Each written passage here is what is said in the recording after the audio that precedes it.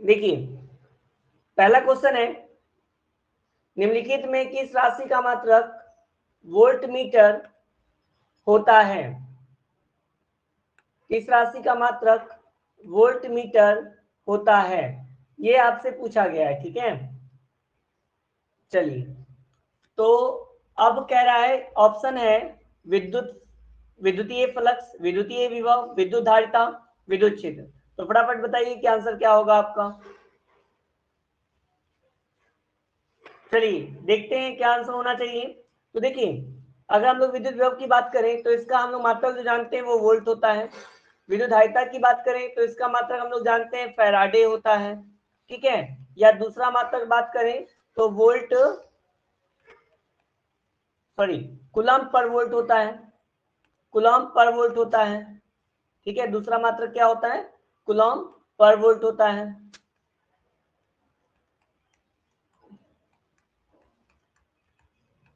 ठीक है, और इसका मात्रक अगर बात करें तो न्यूटन, न्यूटन पर कूलम्ब होता है।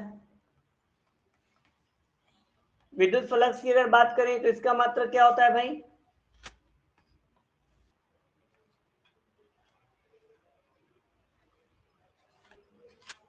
तो विद्युत फ्लक्स का हो जाएगा न्यूटन मीटर स्क्वायर पर कूलम्ब।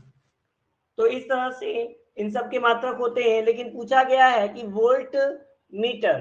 तो देखिए अगर आपको याद है, अगर याद है तो आप डायरेक्ट निकाल बता सकते हैं आंसर, और यदि नहीं याद है तो इसे कैसे निकाल सकते हैं, कैसे हम सोच सकते हैं, वो हम लोग यहाँ पर देखते हैं।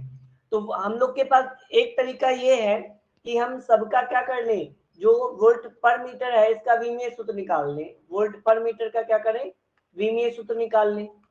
ठीक है, और यहां से भी सबका हम विमीय सूत्र निकाल करके चेक कर लें। तो एक तरीका तो हमारा विमीय सूत्र निकालने वाला है, लेकिन इसमें क्या होता है कि थोड़ा समय ज्यादा लग जाता है कभी कभी।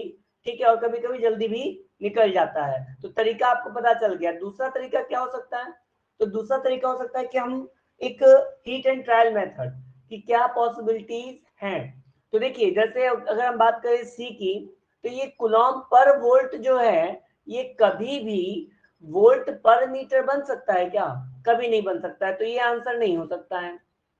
ठीक है, उसके बाद, उसके बाद अगर हम देखें कि ये वोल्ट, भाई वोल्ट और वोल्ट पर मीटर कभी भी बराबर हो सकते हैं, नहीं हो सकते हैं। तो ये दो आंसर हमारे क्या हो गए, कैंसिल हो गए, क्योंकि भाई वोल्ट कभी भी, वोल्ट कभी भी वोल्ट पर मीटर के बराबर कैसे हो सकता है, कभी नहीं हो सकता बराबर, कभी नहीं हो सकता भाई। वोल्ट वोल्ट के बराबर हो सकता है, वोल्ट पर मीटर के बराबर तो नहीं हो सकता।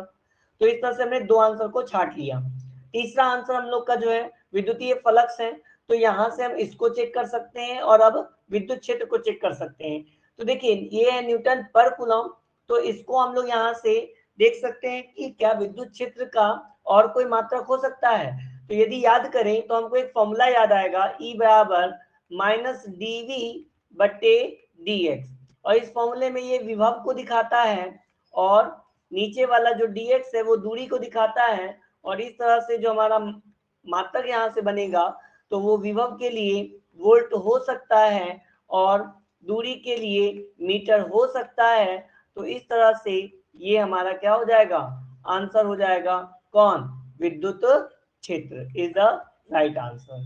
ठीक है, चलिए तो इस तरह से हम देखिए पहले छांट देंगे ऑप्शन को और फिर विमीय सूत्र भी निकालना होगा। तो विमीय सूत्र इस तरह से पहले छांटने के बाद डायरेक्ट पहले जो छट जाए उसको छांट देना है, हटा देना है। ठीक है, नेक्स्ट देखिएगा जरा आप लोग, नेक्स्ट क्वेश्चन देखिए, ये क्लियर हो गया, क्लियर हो गया। नेक्स्ट क्वेश्चन देख लीजिए फटाफट, नेक्स्ट क्वेश्चन आप लोग देख लें। एप्सिलॉन नॉट का मात्रक है, फटाफट बताइए इसका आंसर क्या होगा।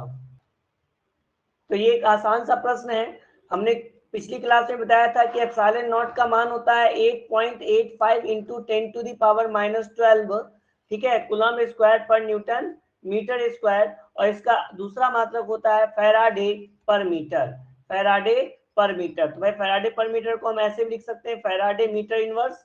तो यही हमारा क्या है, राइट आंसर है, ऑप्शन बी। नेक्स्ट अगला क्वेश्चन देखते हैं हम लोग, कह रहा है क्या, आवेश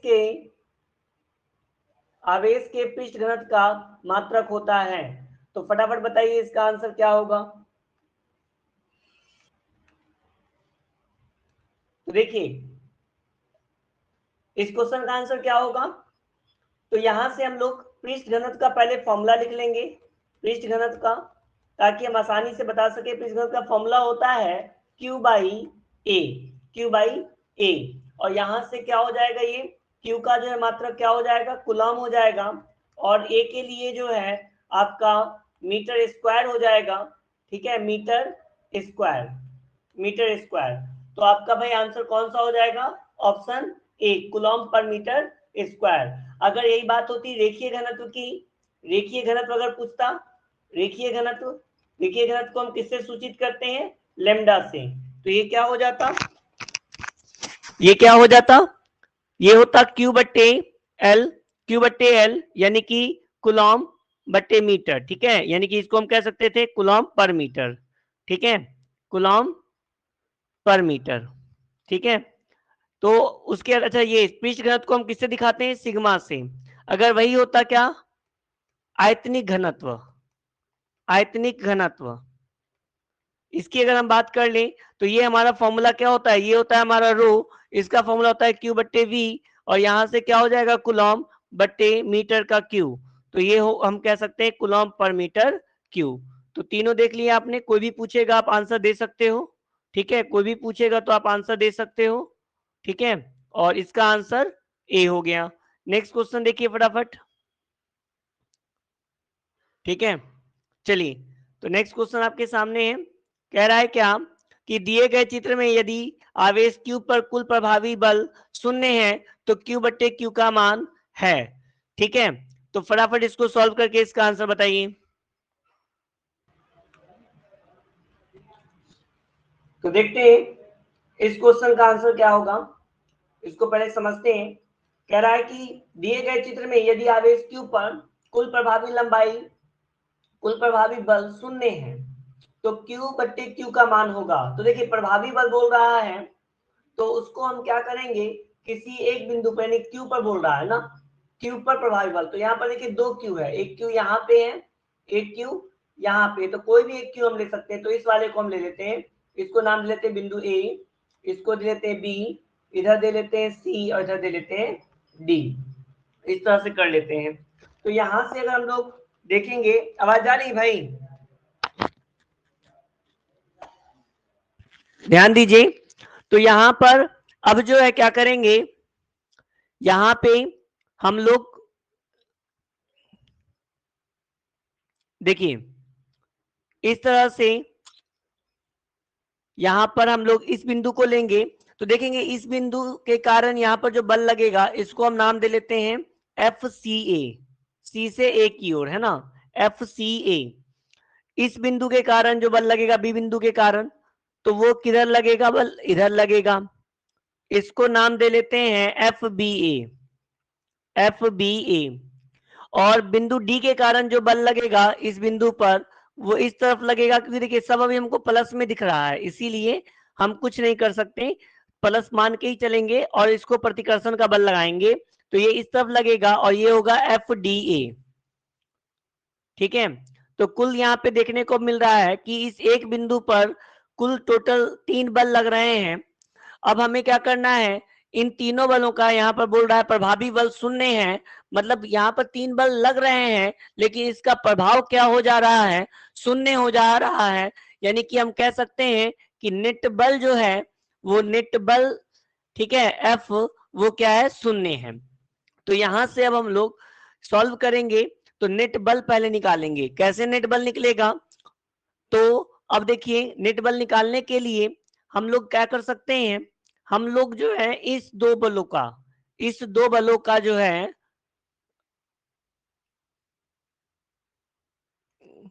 इन दो बलों का एफ डी ए और एफ बी ए, इन दोनों का परिणामी निकाल लेते हैं। तो इन दोनों का जब हम परिणामी निकालेंगे तो इसका परिणामी जो होगा एफ बी ए और एफ डी ए, उसका परिणामी इस पर आएगा, इसी रेखा पर बिल्कुल बीचों बीच आएगा, यहां पर आएगा। तो इसको हम बोल देते हैं एफ आर। ठीक है, अब ये कैसे आएगा, इसको सॉल्व करके देखें। तो देखिए यहाँ पर साइड से सॉल्व कीजिएगा तब पता चलेगा। देखिए यहाँ से जब सॉल्व कीजिएगा इसको और इसको, इन दोनों का परिणामी जब आप निकालिएगा, ठीक है, तो ये जो है आपका इस तरह से बनेगा और ये आपका परिणामी बल होगा, ठीक है, जिसको हम कह रहे हैं क्या, एफ आर। और यहां से जब निकालिएगा तो ये कैसे निकलेगा भाई, ये आपका क्या है, एफ बी ए है, यहाँ पे ये क्या है, एफ डी ए है। तो यहां से अब इसका परिणामी हम लोग निकालने जा रहे हैं एफ आर। तो कैसे निकलेगा भाई, तो एफ आर जो है इसका फॉर्मूला हो जाएगा under root F B A का whole square plus F D A का whole square plus 2 F B A into F D A into cos theta. और अगर यहाँ पर थीटा की बात करें तो हम देख पा रहे हैं कि थीटा जो होता है वो होता है क्या, दोनों सदिशों के बीच का कोण, यानी कि ये कितना है, थीटा बराबर 90 डिग्री। थीटा कितना है भाई, 90 डिग्री है। तो यहाँ पर 90 जब रखेंगे तो ये पूरा मान कितना हो जाएगा, ये पूरा मान आपका क्या हो जाएगा, 0 हो जाएगा। तो बचेगा क्या, एफ आर, ठीक है, एफ आर बराबर आपका हो जाएगा under root F B A का square plus F D A का स्क्वायर। ये आ गया आपका एफ आर का मान, ठीक है। अभी फिलहाल जो आया है उसको आप यहाँ पर लिख लेंगे। अब यहाँ से अब देखिए आप यहाँ पे कि ये जो एफ आर है वो और एफ सी दोनों एक ही दिशा में है, ठीक है। अगर फिगर से अब देखिए तो क्या हो गया, यहाँ पे अगर आप देखिएगा फिगर से तो दोनों एक ही दिशा में है, अगर आप देख पा रहे हैं तो, ठीक है। अगर आप देख पा रहे हैं तो यहाँ पर देखिए दोनों एक ही दिशा में एफ सी ए और एफ आर, तो दोनों एक ही दिशा में हैं, तो हम इसको डायरेक्टली नेट बल जोड़ सकते हैं। तो यानी कि एफ नेट हमारा कितना हो जाएगा, एफ नेट बराबर एफ सी ए प्लस एफ आर। और एफ नेट का जो है प्रश्न से जो मान दिया गया है वो कितना मान दिया गया है, वो मान दिया गया है 0। तो यहाँ रख देंगे 0, 0 बराबर एफ सी ए प्लस एफ आर। तो यहां से अब देखिए अगर हम क्या करें, एफ सी ए को इधर कर लें तो एफ सी ए बराबर क्या हो जाएगा, एफ आर हो जाएगा, और एफ सी ए को इधर लाए थे तो ये माइनस का हो जाएगा, ठीक है। अब एफ आर का जो भी मान है उसको रख देते हैं, तो माइनस का एफ सी ए बराबर यहाँ पे मान कितना है इसका, एफ आर का अंडर रूट, देख लीजिए एफ बी ए का square plus F D B का स्क्वायर, इतना है। अब यहाँ पर हम क्या करेंगे, दोनों ओर वर्ग कर देंगे, यहाँ पे दोनों ओर वर्ग कर दें, दोनों ओर वर्ग करने पर, ठीक है, दोनों ओर वर्ग करने पर, अब दोनों ओर वर्ग करेंगे तो एफ सी ए माइनस है तो माइनस माइनस तो प्लस बन जाएगा और एफ सी ए का स्क्वायर हो जाएगा बराबर, इधर से रूट हट जाएगा, ये हो जाएगा एफ बी ए का square plus F D B का स्क्वायर। ये समीकरण बन गया एक। अब यहां से हम लोग क्या करेंगे, अब इस समीकरण का जो है अब एफ सी ए का फॉर्मूला हम लोग निकाल लेंगे, एफ सी ए का फॉर्मूला, ठीक है। देखिए क्या होता है, 1/4 pi epsilon not into Q1 Q2, यही फॉर्मूला होता है हम लोग का। तो Q1 के लिए तो हमारे पास क्या है, देखिए जरा सा FCA निकाल रहे हैं, तो Q1 के लिए एक Q कैपिटल Q है, तो यहाँ पर हम कैपिटल Q लेंगे, दूसरा Q भी हमारा कैपिटल Q है तो दूसरा Q भी कैपिटल Q लेंगे, बट ये दूरी कितनी है ये निकाल लेते हैं अब। तो अगर देखा जाए तो ये दूरी होती है, ठीक है, √2r। ये दूरी कितनी होती है, √2r। इसको निकाल लीजिएगा, मैथमेटिक्स का जो है विकर्ण के फॉर्मूले से निकल जाएगा आपका वर्ग का। तो ये होता है √2r, तो √2r का वर्ग कर दीजिए, √2r का वर्ग कर दीजिए आप, ठीक है। जब वर्ग करेंगे तो कुल मिला करके इसको हम मान लेते हैं k, 1/4 पाई एप्सिलॉन नॉट को k इंटू क्यू स्क्वायर बटे में हो जाएगा क्या, √2 का वर्ग करने पर 2 आ जाएगा और इंटू में r का वर्ग करने पर r स्क्वायर। तो ये देखिए एक मान आपको प्राप्त हो चुका है, ठीक है। अब बच गया क्या, दूसरा वाला मान, ठीक है। तो इतना पहले बताइए, समझ में आया, इतना समझ में आ गया। ऊपर से यहां से मिटा देते हैं थोड़ा सा और फिर समझाते हैं हम आपको आगे। ये वाला मिटा देते हैं पार्ट।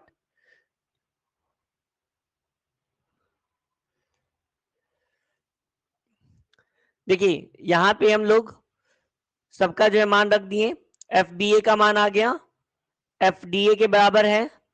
यहां पे हम लोग ने ये काम कर लिया, ठीक है। अब इसको भी थोड़ा सा मिटा लेते हैं।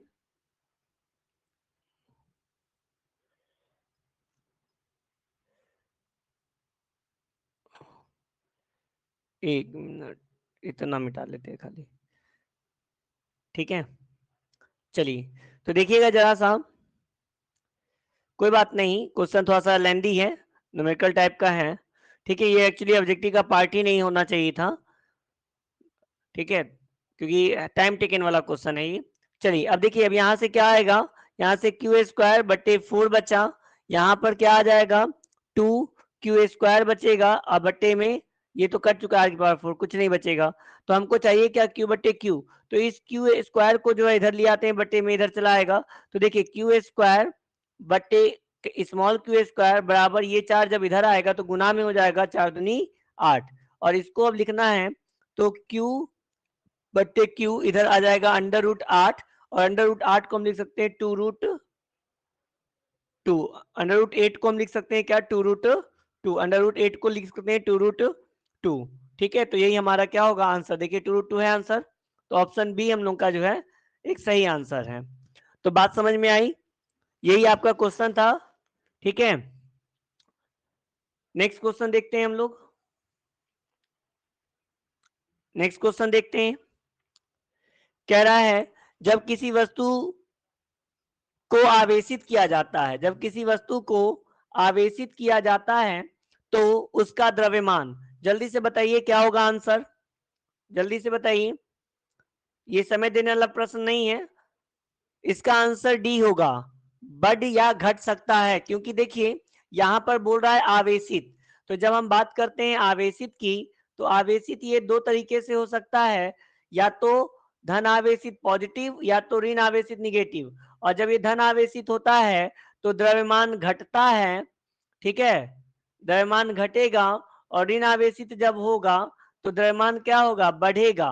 तो यहाँ पर सिर्फ किसका यूज किया है, आवेशित वर्ड का यूज किया है, तो इसीलिए दोनों में से कोई भी हो सकता है आपका आंसर। लेकिन यही अगर धन आवेशित बोलता, धन आवेशित ये पूछता तो ये आंसर होता, ऋण आवेशित पूछता तो सिर्फ एक ये घटेगा बढ़ेगा आंसर होता। बात समझ में आ गई। चलिए तो इस पर ध्यान दीजिएगा, यहीं पर बच्चे फंस जाते हैं और समझ नहीं पाते हैं, और जो कोई एक, यानी कि यहाँ से 3 क्वेश्चन बन सकते थे, कोई एक याद रहता है तो उसी के अकॉर्डिंग आंसर दे देते हैं जल्दबाजी में, तो जल्दबाजी नहीं करनी है। नेक्स्ट क्वेश्चन देखिए, नेक्स्ट क्वेश्चन, पी वेक्टर आघूर्ण वाला एक विद्युत द्विध्रुव ई वेक्टर तीव्रता वाले विद्युतीय क्षेत्र में रखा जाए तो उस पर लगने वाला बल, ठीक है, उस पर लगने वाला बल टॉर्क होगा।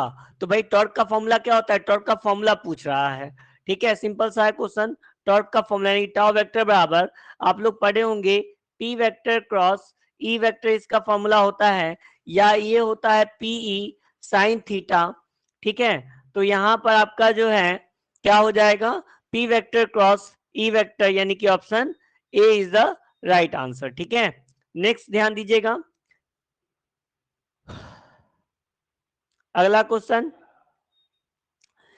कह रहा है, तो देखिए आपका प्रश्न है, एक विद्युतीय द्विध्रुव दो विपरीत आवेशों से बना है जिनके परिमाण +3.2 × 10⁻⁻19 कूलम एवं -3.2 × 10⁻⁻19 कूलम है, और उनके बीच की दूरी 24 × 10⁻10 मीटर है, विद्युतीय द्विध्रुव आघूर्ण है। तो बताइए क्या होगा विद्युत द्विध्रुव आघूर्ण, जल्दी से बताइए इसका आंसर।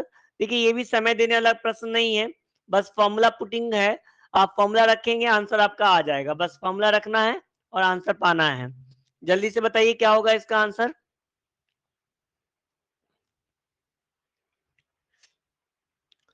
देखिए कुछ लोग बी आंसर दे रहे हैं, लेकिन देखते हैं क्या होना चाहिए आंसर इसका। चलिए सॉल्व करते हैं। तो क्या पूछा है, द्विध्रुव आघूर्ण पूछा है, तो द्विध्रुव आघूर्ण का फॉर्मूला पी वेक्टर बराबर होता है या इसको वेक्टर लगाने की भी आवश्यकता, वेक्टर की जरूरत नहीं है क्योंकि सिर्फ मान पूछा है तो वेक्टर की जरूरत नहीं है। ठीक है, ओके। तो सिर्फ हम लोग लिखेंगे P बराबर Q इंटू 2L, ये फॉर्मूला होता है। और ये 2L का मतलब क्या, दो आवेशों के बीच की दूरी। इसमें भी बच्चे कंफ्यूज कर जाते हैं, दो आवेश के बीच की दूरी। 2L का मतलब क्या, दो आवेश के बीच की दूरी। ठीक है, या आप इसको कह सकते हो, या आप कह सकते हो ध्रुवों के बीच की दूरी, ध्रुवों के बीच की दूरी।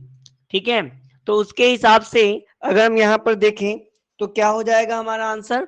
तो देखिए, तो ये 12 की अगर बात करें तो दूरी है, तो यहाँ पे दूरी क्या दिया है, उनके बीच की दूरी। यानी कि ये ध्यान दीजिएगा, यहीं पर लोग गलतियां कर देते हैं। इसको कभी कभी बच्चे क्या करते हैं, एल बराबर इतना ले लेते हैं, और 12 जब निकालते हैं तो यहाँ पर क्या करते हैं, एल का मान रख करके इसको दोगुना कर देते हैं। ये दोगुना नहीं करना है, ये पूरे 2L का मान है।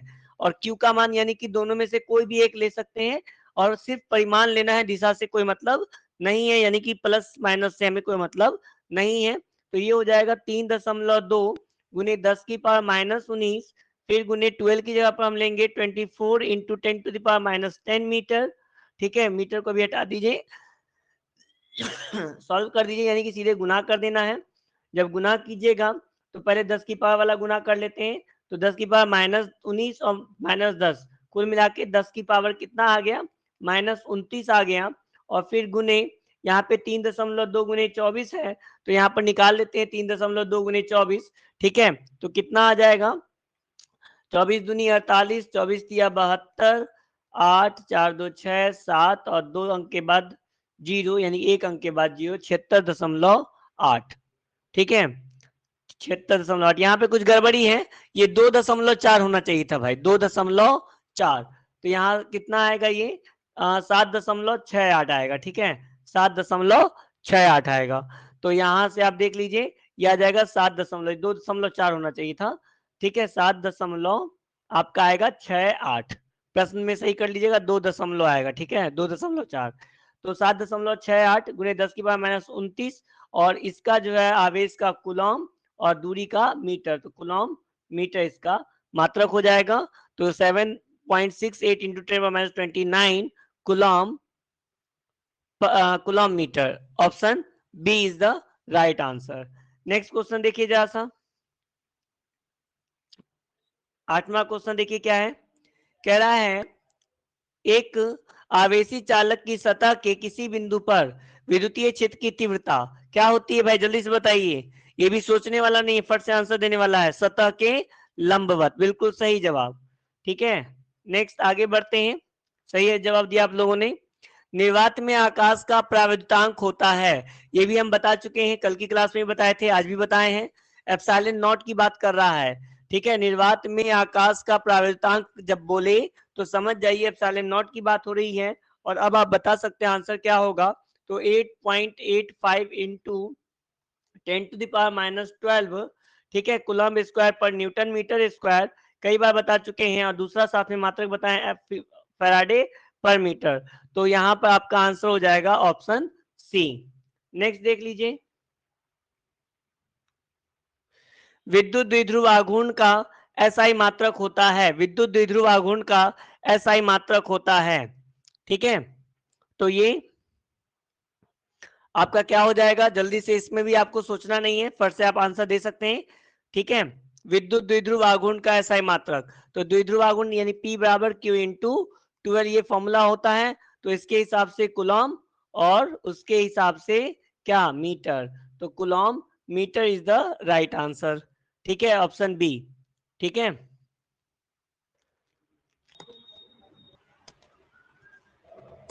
ठीक है, नेक्स्ट क्वेश्चन हम लोग देखते हैं। नेक्स्ट क्वेश्चन क्या हो जाएगा, केमिस्ट्री का क्वेश्चन है आपके सामने। रवा में जब इलेक्ट्रॉन ऋणायन द्वारा खाली स्थान में पकड़ लिया जाता है तब कौन सा दोष होता है। ठीक है, तो जब ये देखिए खाली स्थान द्वारा पकड़ लिया जाता है तो इसको हम क्या कहते हैं, एफ सेंटर कहते हैं, एफ सेंटर कहते हैं। नेक्स्ट क्वेश्चन देखिएगा जरा, निम्नलिखित में से कौन सा ऑक्साइड लौह चुंबक प्रदर्शित करता है। तो देखिए CrO2 यहाँ पे आंसर होगा, और Fe3O4 भी होता है, लेकिन ज्यादा जो आंसर सही है, ठीक है, वो इसको लेके चलेंगे हम लोग यहाँ पर। ये भी आपको बता दे कि ये भी लौ चुंबकीय होता है, ये भी लौ चुंबकीय होता है, ठीक है। नेक्स्ट क्वेश्चन देख लीजिए जरा सा जल्दी से। कह रहा है क्या, निम्नलिखित में किस प्रकार के दोष के कारण क्रिस्टल का घनत्व में कमी आती है? भाई क्रिस्टल के घनत्व में कमी की बात कर रहा है, तो देखिए जिसमें से गायब हो जाते हैं कण, उसी में क्या आएगा, घनत्व में कमी आएगी। और ऐसा किस में होता है, तो शॉर्टकी दोष में होता है, ठीक है, ऐसा शॉर्टकी दोष में होता है। क्योंकि फ्रैंकल में तो भाई क्या होता है कि ये अपने अपने जो है जालक स्थान से निकल करके अंतराकाशीय स्थान में चले जाते हैं, लेकिन मौजूद कहाँ होते हैं, क्रिस्टल के अंदर ही होते हैं, होते क्रिस्टल के अंदर ही हैं, ठीक है, क्रिस्टल के अंदर ही रहते हैं। तो इसीलिए इसमें घनत्व नहीं कमता है, लेकिन शॉर्टकी में घनत्व कम जाता है। नेक्स्ट देखिएगा अगला क्वेश्चन, निम्नलिखित में कौन फेरोचुंबकीय पदार्थ है? ठीक है, अगर हम यहाँ पर बात करें तो यहाँ पर देखिए Fe2O3 हो जाएगा हम लोग का क्या, फेरोचुंबकीय, ठीक है, पदार्थ। नेक्स्ट नेक्स्ट यहाँ पे देखते हैं क्रिस्टलीय तंत्र की कुल संख्या होती है, क्रिस्टलीय तंत्र की कुल संख्या होती है कितनी भाई, तो 7। नेक्स्ट देखते हैं अगला क्वेश्चन, निम्नलिखित में कौन सा संयोजक ठोस है? तो निम्नलिखित में स्वसंयोजक ठोस आपका हो जाएगा हीरा। नेक्स्ट क्वेश्चन देख लीजिए जरा सा जल्दी से, किसी धातु की खष्ट सीमित पैकिंग, खष्ट भुजीय यानी कि हेक्सागोनल क्लोज पैकिंग, एचसीपी की बात कर रहा है। और एचसीपी में बताए थे समन्वय संख्या की बात कर रहा है, तो ये समन्वय संख्या कितनी होती है, तो ये पिछली क्लास में बताए थे 12 होती है भाई। तो आंसर क्या हो जाएगा, 12। तो देखिए सीसीपी हो, ठीक है, एचसीपी हो या एफसीसी हो, ठीक है, इन तीनों में से कोई भी हो और समन्वय संख्या अगर पूछेगा, समन्वय संख्या पूछेगा, तो इसका आंसर क्या हो जाएगा, 12, ठीक है। नेक्स्ट कह रहा है क्या, 234.2 ग्राम चीनी के घोल में 34.2 ग्राम चीनी है, घोल का मोलर सांद्रण क्या होगा?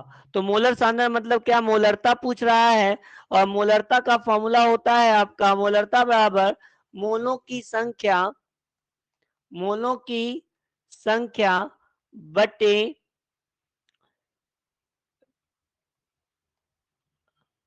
विलयन का आयतन, विलयन का आयतन, ठीक है।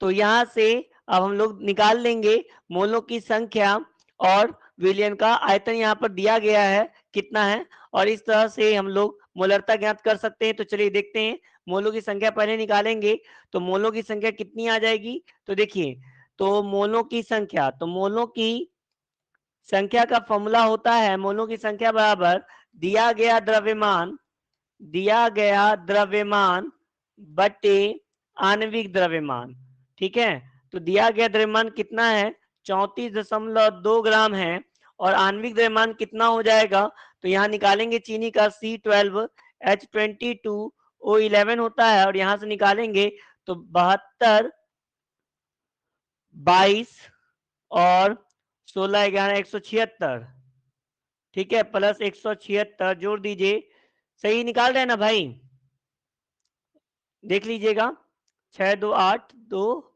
10, 0, ठीक है, 7, 1, 8, 8, 2, 10, 10, 7, 17, ठीक है, कुछ गड़बड़ हो गया, 170 आया भाई, देख लीजिए,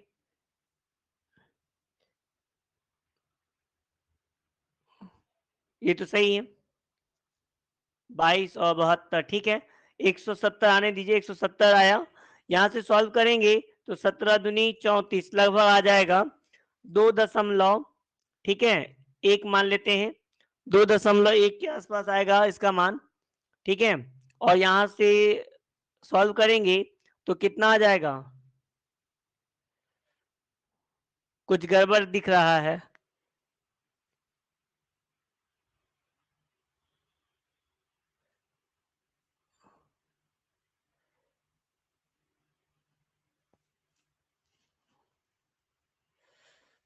यहाँ कुछ गड़बड़ है, 0.2 आएगा भाई, 0.2, ठीक है। और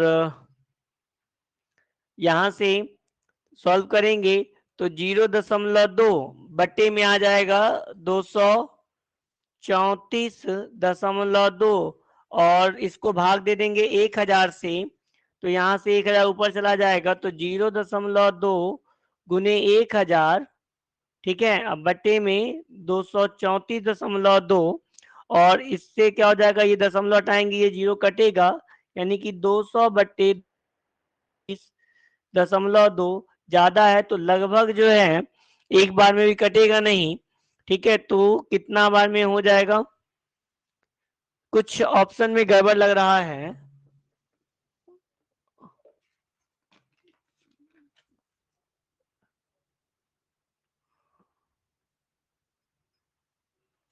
तो इसको सॉल्व करेंगे अगर, तो 0, क्योंकि 200 इतना यहाँ पे भाग देंगे, तो 0.2 दशमलव हटेगा, 0, 1 0 और लगाएंगे,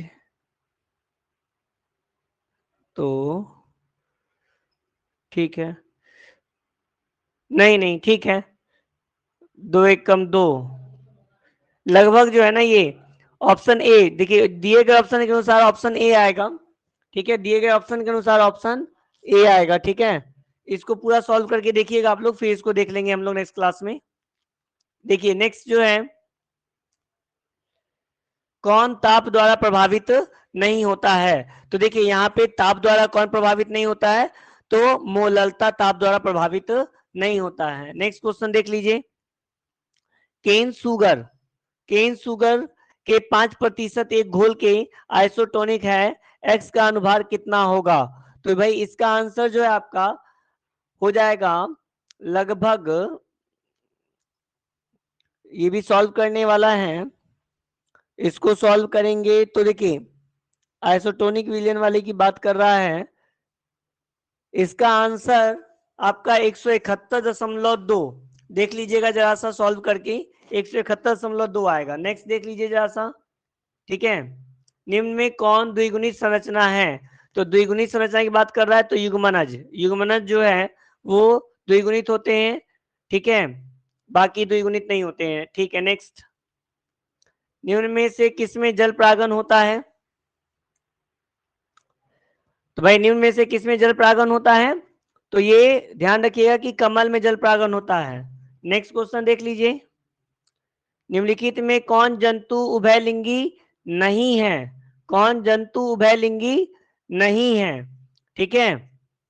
तो आपको बता दें, ये फीता, कृमि, केचुआ और जोंक ये सब उभयलिंगी है, घरेलू मक्खी आंसर हो जाएगा, ये उभयलिंगी नहीं है, ठीक है। नर मक्खी अलग और मादा मक्खी अलग होते हैं। नेक्स्ट क्वेश्चन, मनुष्य यानी कि पुरुष में गुणसूत्र की संख्या है, तो देखिए 44 प्लस एक्स वाई, ध्यान रखिएगा एक्स वाई होता है पुरुष में, 44 प्लस एक्स वाई, ठीक है, यही ना होता है भाई 44 प्लस एक्स वाई, यहाँ पे कुछ गड़बड़ हमें लग रहा है, ये 22 होना चाहिए था भाई, 22 प्लस एक्स वाई ना, ठीक है, ये 22 होना चाहिए था, 22 होना चाहिए था, नहीं लेकिन यहाँ तो वो बोल रहा है, गैमेट तो बोल नहीं रहा है, गुणसूत्र बोल रहा है, मनुष्य में, पुरुष में, तो 46 प्लस एक्स वाई, तो 46 प्लस एक्स वाई तो नहीं होना चाहिए, ठीक है। तो देखिए क्वेश्चन के अकॉर्डिंग अगर देखा जाए तो यही आपका क्या होगा, सही होगा आंसर ऑप्शन के अकॉर्डिंग। नहीं तो वैसे आप ऐसे समझ लीजिए कि देखिए होते होते टोटल 46 हैं, और यही स्प्लिट होता है, तो ये जो मेल गैमेट जो होते हैं ना मेल, ठीक है, मेल के लिए ये होता है 22 प्लस एक्स वाई, और यही फीमेल के लिए अगर स्प्लिट होने के बाद बात करते हैं तो ये कितना होता है 22 प्लस एक्स एक्स, ठीक है, ये 23 और ये भी 23, ये मेल गैमेट और ये फीमेल गैमेट, जब गैमेट की बात होगी तब। ऐसे ऑप्शन के अकॉर्डिंग ऑप्शन बी यहाँ पे सही है। नेक्स्ट क्वेश्चन देखिए, निम्न में से किस पौधे के प्रजातियों में बीज का उत्पादन असंगजनन द्वारा होता है? असंगजनन द्वारा होता है, बताइए जल्दी से इसका। तो देखिए इसका आंसर हो जाएगा एस्ट्रेसिया एवं घास, ऑप्शन ए। नेक्स्ट क्वेश्चन देख लीजिए, नेक्स्ट क्वेश्चन देख लीजिए, युग्मक सामान्यतः किस प्रकार के होते हैं? युग्मक सामान्यतः किस प्रकार के होते हैं? तो युग्मक सामान्यतः किस प्रकार के होते हैं? हैप्लॉइड होते हैं, एक गुणक होते हैं। नेक्स्ट क्वेश्चन देख लीजिए, पादपों में एम्फीबियन उभय स्थानी किससे संबंधित है? फटाफट बताइए आंसर क्या होगा, फटाफट बताइए आंसर क्या होगा। एम्फीबियन की बात कर रहा है।